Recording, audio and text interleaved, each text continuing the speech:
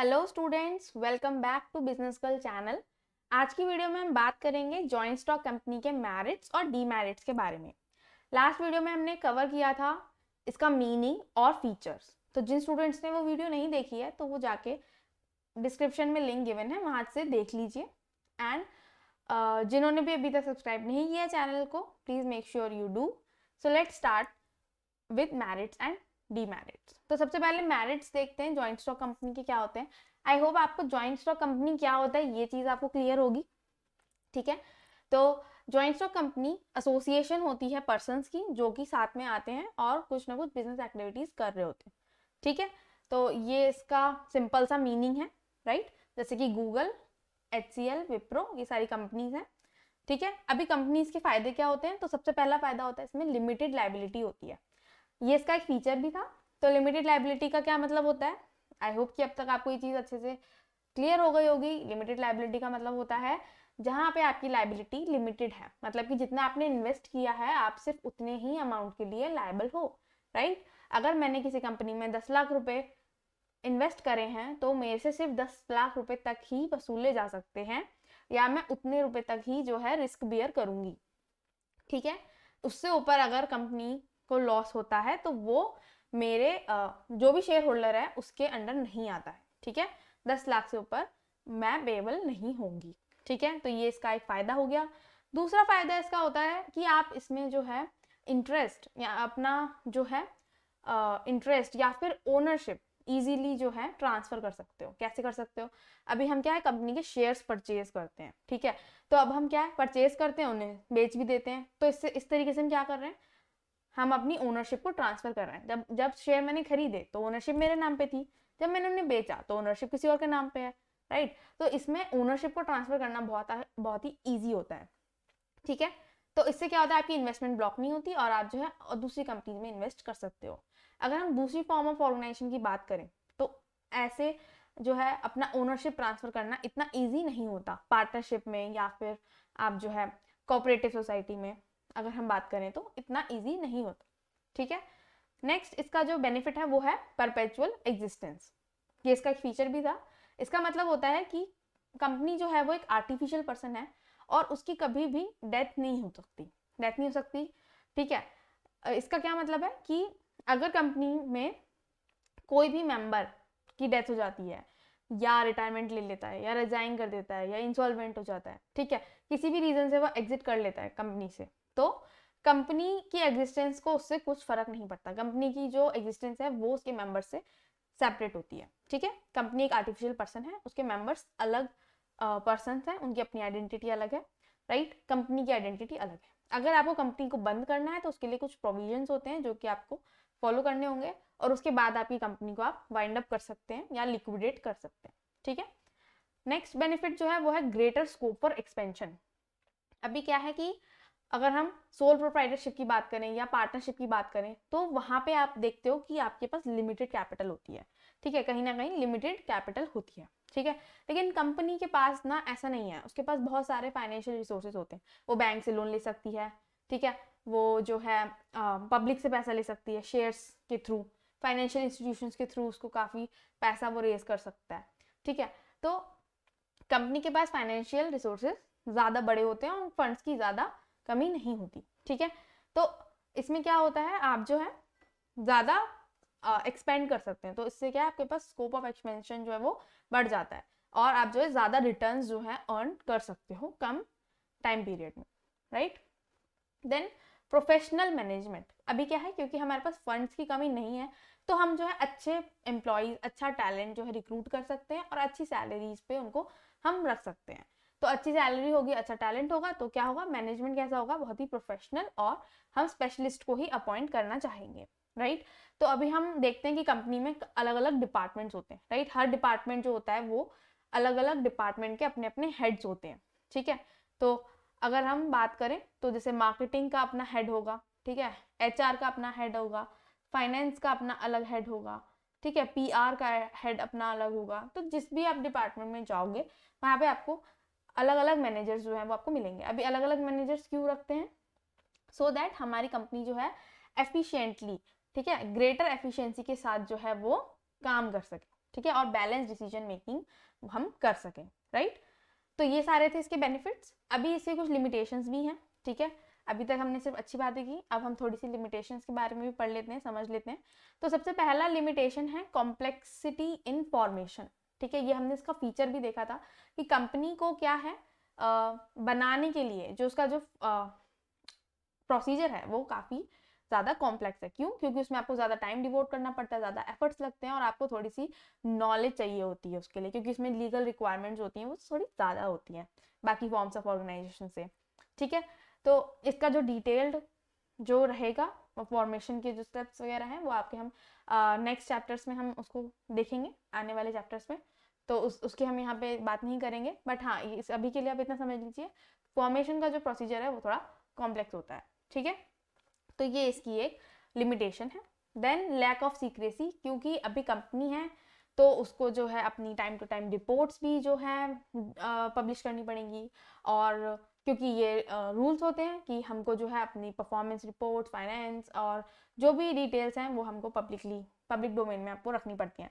क्यों रखनी पड़ती हैं? क्योंकि इन्वेस्ट करेंगे तो हमें देखना होगा कि भाई कंपनी कितना अर्न कर रही है, उसमें कितने इन्वेस्टर्स हैं, कितने शेयर होल्डर्स हैं, क्या अर्निंग्स हैं, राइट, क्या प्रोडक्ट्स हैं, क्या सर्विसेज हैं। तो ये सारी चीज़ें को छुपा के रखना बहुत ही मुश्किल है कंपनी के केस में।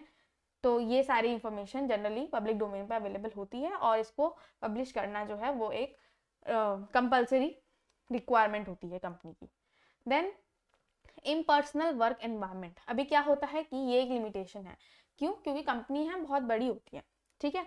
अभी क्या है कि सपोज करो कोई सीईओ है कंपनी का, ठीक है। अभी सीईओ जो है वो आपका लेबर के साथ कांटेक्ट तो नहीं करेगा, राइट, कि भाई काम कैसा चल रहा है। वो किससे पूछेगा? वो अपने टॉप मैनेजमेंट में किसी मैनेजर से पूछेगा, राइट। आपका टॉप मैनेजमेंट जो होगा वो अपने जूनियर लेवल वाले मैनेजर से पूछेगा। जूनियर लेवल वाला किससे पूछेगा? सुपरवाइजर से पूछेगा, जो इस डिपार्टमेंट का सुपरवाइजर होगा।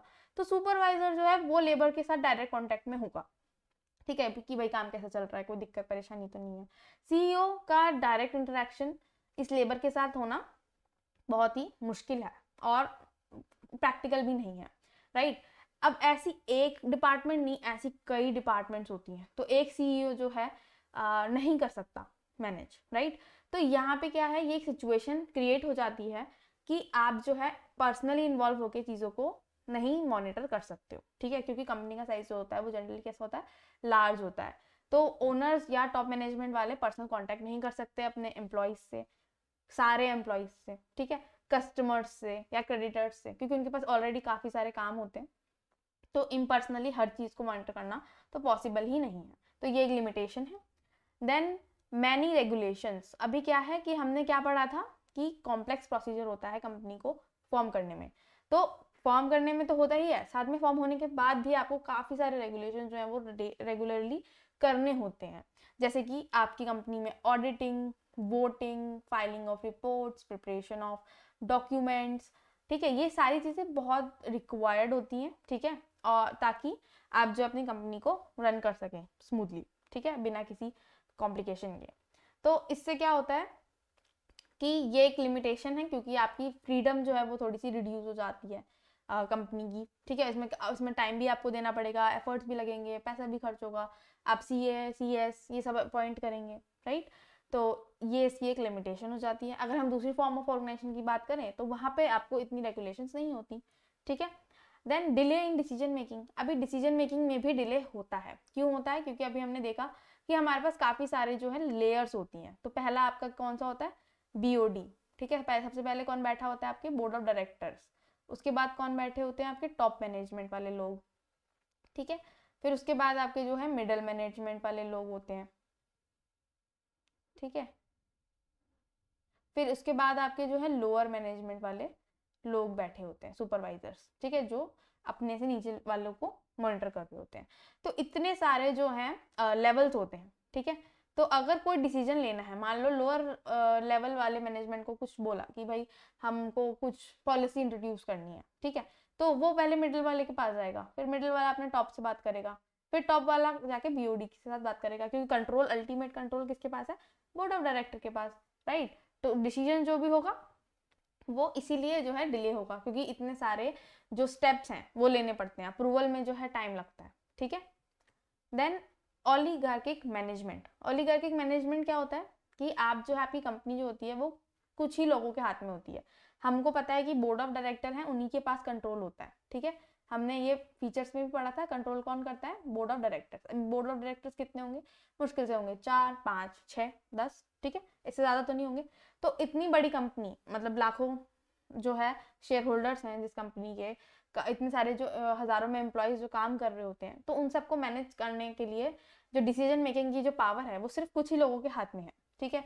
तो ये क्या है, ये एक लिमिटेशन है। इससे क्या हो सकता है कि आपके पास पावर बहुत ज़्यादा है, आप डिसीजंस ले रहे हो, लेकिन उस डिसीजंस को लेने के लिए जो पावर है आप उसको मिसयूज भी कर सकते हो, ठीक है। तो ये एक लिमिटेशन हो गई।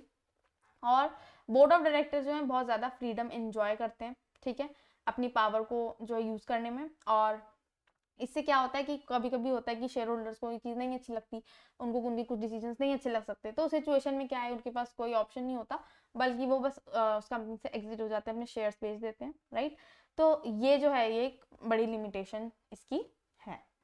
Then conflict in interest. अभी क्या है कि बहुत सारे स्टेक होल्डर्स है। स्टेक होल्डर्स होते हैं वो लोग जो कंपनी से जुड़े हुए हैं। अभी कंपनी से कौन जुड़ा होता है, एम्प्लॉयज, उसकी कस्टमर्स, उसके शेयर होल्डर, ठीक है।